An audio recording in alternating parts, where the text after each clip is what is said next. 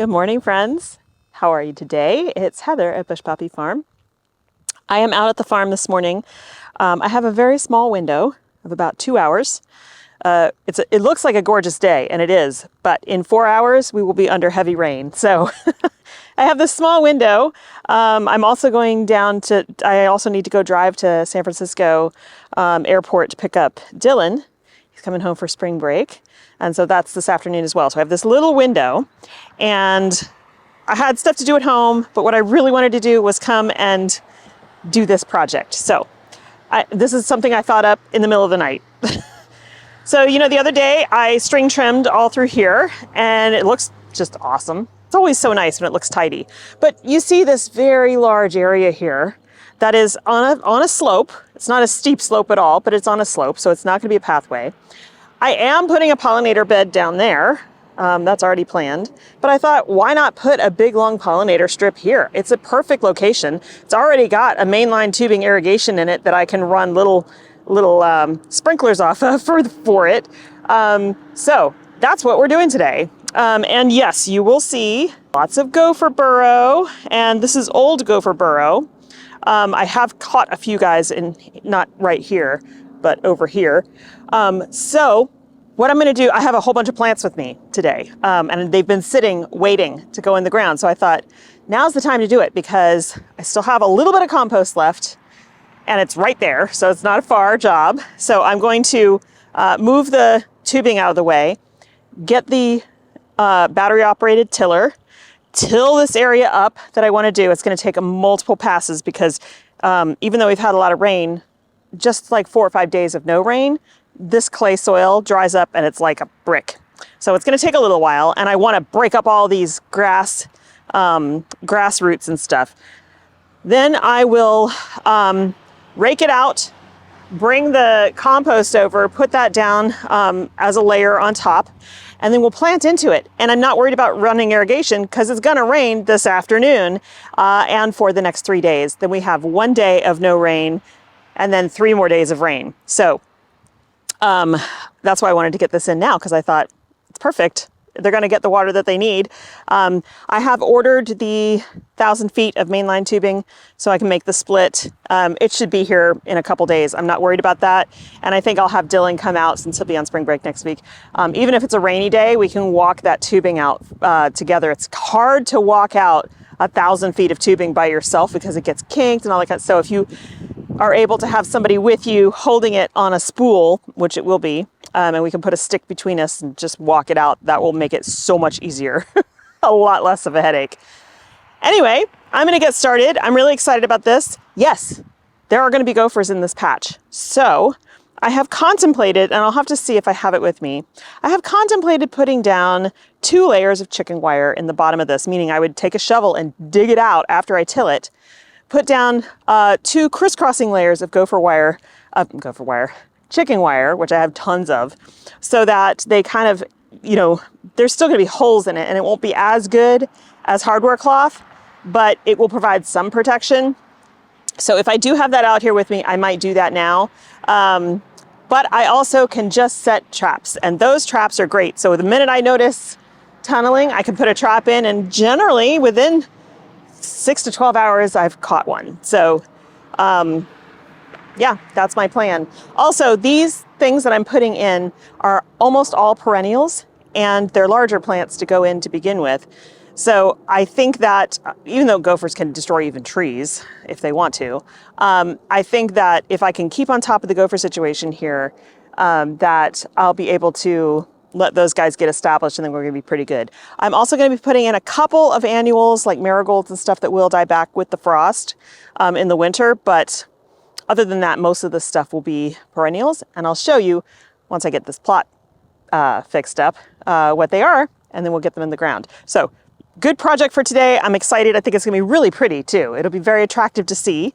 One of the things I promised the landowners is that I would, this was going to be a working farm, and there's messiness around a working farm, but I was going to do my best to make things attractive. And it's a flower farm, but in general, you don't want all of your flowers blooming in the field. You want to harvest them before they're blooming so that your customers can get them.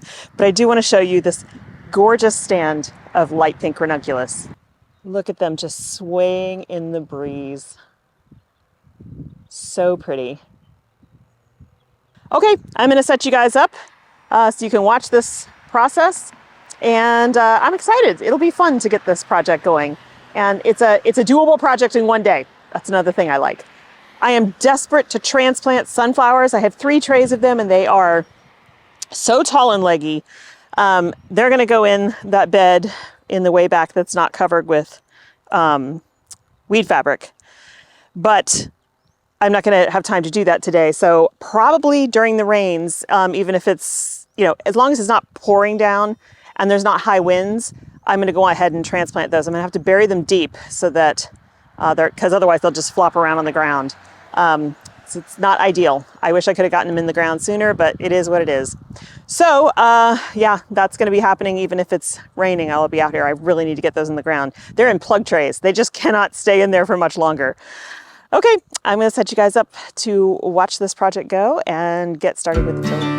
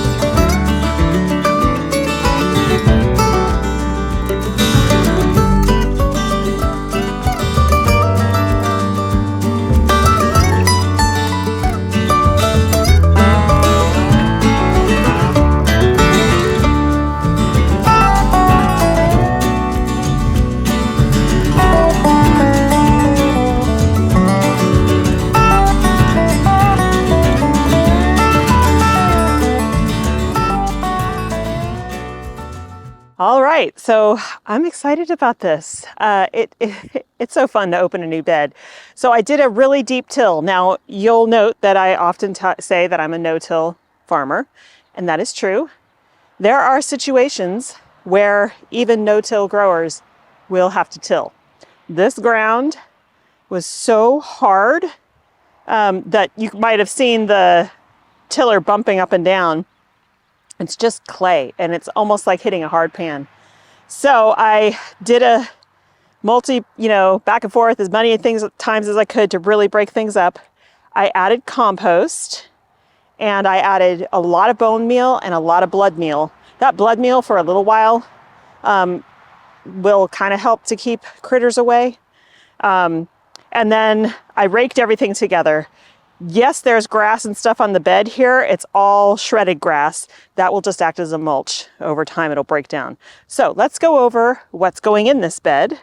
It's a whole variety of things. I've had these plants sitting at my house for weeks, so it is time to get them in the ground. So alyssum, sweet alyssum at the front. This is the snow crystals variety. If you are not growing alyssum, I highly recommend that you do. This is perfect for around all of your vegetables. Alyssum, number one, smells amazing. It smells like honey.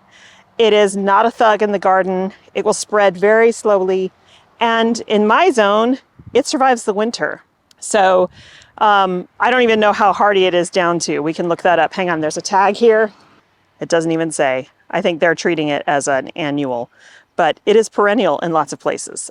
So sweet alyssum, you can grow this from seed. I had started a couple trays from seed, but that's the ones that the mice ate in the greenhouse, so I ended up buying some.